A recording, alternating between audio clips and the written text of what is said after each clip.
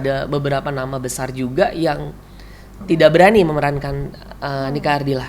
Yang sudah populer. Sudah populer. Tidak berani memerankan karena nama besar beliau.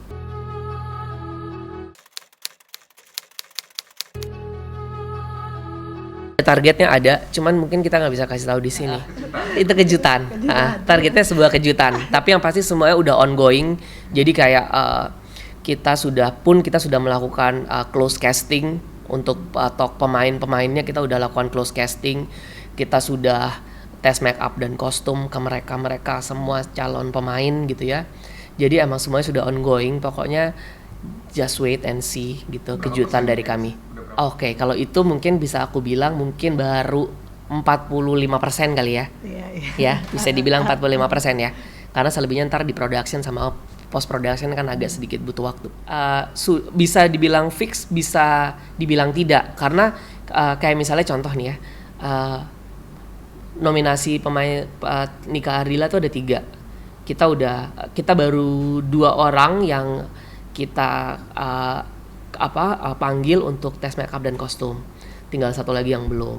Kayak begitu. Jadi nanti dari 3 itu baru kita lihat mana yang paling mendekati, baru kita lock mereka. Kita castingnya pun sudah kita make up dan kostum sesuai dengan karakternya. Tinggal 1 lagi yang akan datang. Oke, kalau pertimbangan memilih casting, pastinya yang pertama adalah dia harus mampu membawakan karakter Nika Ardila dengan baik dan benar. Itu yang paling penting pertama gitu. Kemiripan itu poin plus pastinya. Tapi yang paling penting itu kalau dari aku. Kalau dari Baby apa?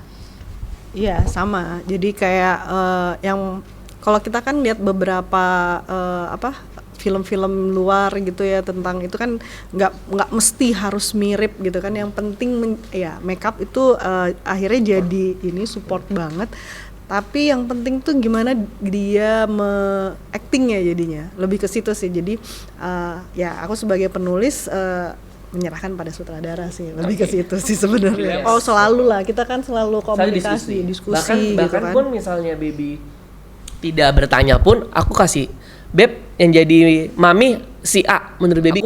Karena kalau aku pribadi dari dulu, Baby juga pasti tahu, aku tuh apapun gitu yang aku pilih gitu untuk menjadi pemain gitu, pasti aku diskusikan sama penulisnya. Karena penulis kadang-kadang punya gambaran atau punya imajinasi tentang tokoh yang dia tulis gitu. Tapi karena kebetulan yang kita tulis selama ini, yang dulu pun adalah dari kisah nyata, yang sekarang pun dari kisah nyata, kita udah di framing sama karakternya. Nah jadi paling ya sudah kebentuk kan. Jadi Beb ini kalau ini menurut kamu gimana? Gitu. Lucu mirip gitu. Kalau ini sama ini gimana Beb? Jangan, ini terlalu begini. Jadi kita aku selalu diskusi sama Baby. Untuk semuanya. Nggak hanya Nika Ardila, untuk semuanya harus punya kemampuan acting yang mumpuni, karena menurut aku series ini berat sekali. Selain membawa nama itu, aku bocorin juga di sini ada beberapa nama besar juga yang tidak berani memerankan Nika Ardila. Yang sudah populer, tidak berani memerankan karena nama besar beliau. Pertamanya mau begitu kita kasih tahu akan bermain series sebagai Nika Ardila ini mereka mikir dulu, terus kita kasih sinopsisnya, terus kayaknya nggak berani gitu. Aku kan bilang tadi kita ada 3 nominasi, di 3 nominasi itu ada semua. Kemiripan wajah. Ada yang kemiripan wajah, ada yang bisa dirubah di makeover. Jadi di 3 nama itu ya tinggal nanti kita lihat mana yang paling baik secara actingnya gitu. Yang pasti remaja semuanya. Dari kan kita karena nyeritainnya Bisa makeover, bisa real gitu. Karena kan kalau aku lihat juga Nika tuh bunglon ya, mukanya berubah gitu dari saat dia awal sampai akhir sebelum dia meninggal. Menurut aku di atas 93-an itu dia berubah banget jadi sangat cantik sekali gitu. Di awal mungkin dia manis, gelis pisan gitu kan. Tapi begitu dia 93 dia benar-benar kayak itik yang berubah ya kan. Dia menjadi angsa putih yang cantik gitu.